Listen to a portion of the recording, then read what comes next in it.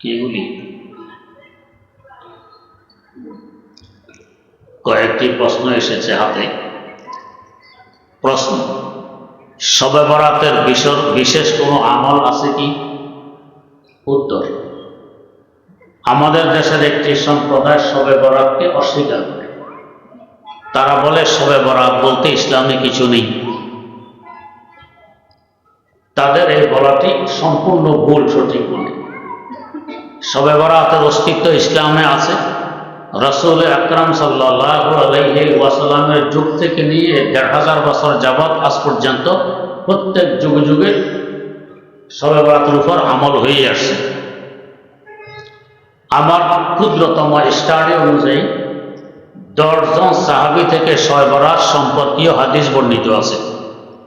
এই ১০ জনের মধ্যে আবু বকর সিদ্দিক রাদিয়াল্লাহু আনহু আছেন, আলী মুরতাযা রাদিয়াল্লাহু আনহু আছেন, আবু মুসা আশআরী রাদিয়াল্লাহু আনহু আছেন, আয়েশা সিদ্দিকা রাদিয়াল্লাহু আনহু আছেন, আবু হুরায়রা রাদিয়াল্লাহু তাআলা আনহু আছেন। এইভাবে ১০ জন সাহাবী থেকে শবে বরাত সম্পর্কে হাদিস বর্ণিত আছে। কিছু হাদিস সহিহ, কিছু হাসান, কিছু জড়িফ। যারা অস্বীকার করে এরা কিছু মওযূ বানাওয়াট হাদিসকে সামনে এনে কয়ে দেখেন শবে বরাতের হাদিস বানাওয়াট, যেটা সহিহ এবং হাসান সেগুলো উল্লেখ করে না, ধোঁকা দেয়। হ্যাঁ, ২ নম্বর কথা, নির্দিষ্ট কোনো আমল আছে কিনা? নির্দিষ্ট কোনো আমল নেই। আল্লাহ পাক সহজ করে দিয়েছেন, তোমার মনে যে আমল করতে চায় সেটাই করতে পারো। চাইলে নামাজ পড়ো, চাইলে তেলাওয়াত করো, চাইলে জিকির করো, চাইলে তওবা করো, চাইলে দুরূদ শরীফ করো, পড়ো, ইত্যাদি ইত্যাদি, তোমার ইচ্ছা। ২ নম্বর, আমাদের দেশে শবে বরাতে হালুয়া রুটি ইত্যাদি তৈরি করা হয়, এগুলো ইসলামে জায়েজ আছে কি? উত্তর, রাত হলো ইবাদতের। হালুয়া রুটি খাওয়াকে ইবাদত নয়, বরং বেশি খেলে ইবাদত করা যায় না। ইবাদতের জন্য অল্প খেতে হয়। এই হালুয়া রুটি এটা আমাদেরকে ইবাদত থেকে, ফজিলত থেকে বঞ্চিত করার জন্য একটি শয়তানি আবিষ্কার। শয়তান দেখে শবে বরাতের এক রাত্রে ইবাদত করে অনেক ফজিলত কামাই করে নিচ্ছি, আমি তো মারুম। যদি বলে শবে বরাত নেই, সবাই মানবে না। তাই কৌশলে তাহলে এত সুন্দর একটা রাত একটু হালুয়া রুটি না খাইলে কেমন? তার যুক্তি বের করছে কি? তো উহুদের যুদ্ধে নবী করিম সাল্লাল্লাহু আলাইহি ওয়াসাল্লামের ২টি দাঁত মোবারক শহীদ হয়ে গিয়েছিল। হুজুর শক্ত খাবার চিবিয়ে খেতে পারেননি, তাই হালুয়া রুটি খেয়েছে।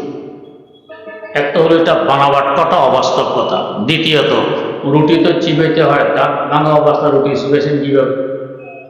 দ্বিতীয়ত, উহুদের যুদ্ধ সংগঠিত হয়েছে রোজার ঈদের পরে। আমরা রোজারও ১৫ দিন আগে হালুয়া রুটি খেয়ে ফেলি, দাঁত ভাঙার আগে খেয়ে ফেলছি, এটা কেমন হতো? প্রশ্ন, রমজান মাসে ইচ্ছাকৃত একটি রোজা ভাঙলে এর কাফারা হিসাবে ৭টি রোজা রাখতে হবে? উত্তর, যদি রোজা রাখার পরে ভেঙে ফেলি তো ঠিকই ৬০টি রোজা রাখতে হবে। লাগাতার মধ্যখানে বাদ দিলে নতুন করে আবার হিসাব শুরু করা লাগবে। প্রশ্ন, মহিলাদের জন্য রমজান মাসে তারাবি নামাজ আছে কি না? উত্তর, পুরুষ মহিলা সকলের জন্য তারাবি নামাজ আছে, এটা সুন্নতে মুআক্কাদা। প্রশ্ন, শবে কদরে বিশেষ কোনো আমল আছে কি না? উত্তর, শবে কদর ও শবে বরাতের ন্যায় বিশেষ কোনো আমল নেই। আল্লাহ পাক আমাদের উপর ছেড়ে দিয়েছেন, তোমার যা করতে মনে চায় শরীয়ত সম্মতভাবে করে না, ফজিলত পাবে। প্রশ্ন, কবর জিয়ারতের সুন্নত তরিকা কি জানতে চাই? কবরের পশ্চিম পাশে গিয়ে দাঁড়াবেন, যেখানে দাঁড়াইলে লাশের সামনাসামনি হয়। যদি লাশটা জিন্দা শুয়ে থাকতে, কোন জায়গা দাঁড়াইলে তিনি আপনাকে দেখতেন, আপনার তার চেহারা দেখতেন, ওই বরাবর দাঁড়াবেন। দাঁড়াইয়ে সালাম পেশ করবেন। এরপরে সূরা ফাতিহা, সূরা ইখলাস, আল হাকুমুত তাকাসুর, ইন্না আনজালনা, সূরা ইয়াসিন, যা পারেন কিছু পড়বেন। এরপরে দুরূদ শরীফ পড়বেন। নিয়তে তো আছে, তার জন্য পড়তেছে, সওয়াব পৌঁছে যাবে। প্রশ্ন, রমজান মাসে কোন কোন আমল বেশি বেশি করব? ১ নম্বর আমল তো রোজা রাখবো, সাহরি খাবো, ইফতারি খাবো। এরপর বেশি বেশি তেলাওয়াত করব, আল্লাহ পাক কবুল করুন। প্রশ্ন, গর্ভাবস্থা রমজান রোজা রাখার বিধান কি?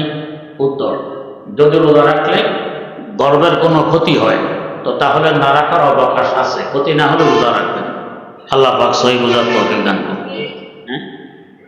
তাবলীগ নিয়ে দেখতেছে তারাও তো কোরআন হাদিসের কথায় কমিটি জানুয়ারি মাসের 31 ফেব্রুয়ারির 1-2 তাবলীগের প্রথম পর্ব বিশ্ব ইজতেমা। এরপর আবার 4-5-6 ফেব্রুয়ারির দ্বিতীয় পর্ব বিশ্ব ইজতেমা। সকলের দাওয়াত রইল, আমরা ইজতেমায় শরীক থাকার চেষ্টা করি। বাস্তব তাবলীগের ইজতেমা দুটোই হবে। এরপরে যদি কেউ আরো কিছু করতে চায়, এটা বাস্তব তাবলীগ নয়, এটা দিনদারদের তাবলীগ নয়, যা সন্ত্রাসীদের তাবলীগ, যারা মানুষ জবাই করে, মানুষ হত্যা করে। এটা দিন নয়, এটা ত্রাস। আল্লাহ পাক সহি বুঝার তৌফিক দেন।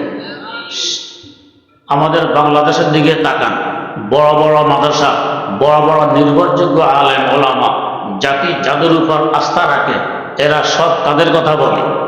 আলেম ওলামা যে পক্ষে থাকে এটা হলো হক তাবলীগ, আলেম ওলামা যে পক্ষের এটা হক নয়। আর ওই পক্ষের লোকেরা দেখবেন আলেম বিদ্বেষী, আলেমদেরকে গালি দেয়, আলেমদেরকে মারার চেষ্টা করে, আলেমদের ব্যাপারে হিংসা ছড়ায়। ফতোয়া আলমগীরিয়াও তো লেখা আছে, আলেমকে আলেম হওয়ার কারণে যদি কেউ গালি দেয় তো তার ঈমান থাকে না। যার ঈমান থাকে না হেরাবার তাবলীগ কিসের? এই জন্য খুব সতর্ক থাকা চাই। আল্লাহ পাক সহি বুঝার তৌফিক দান।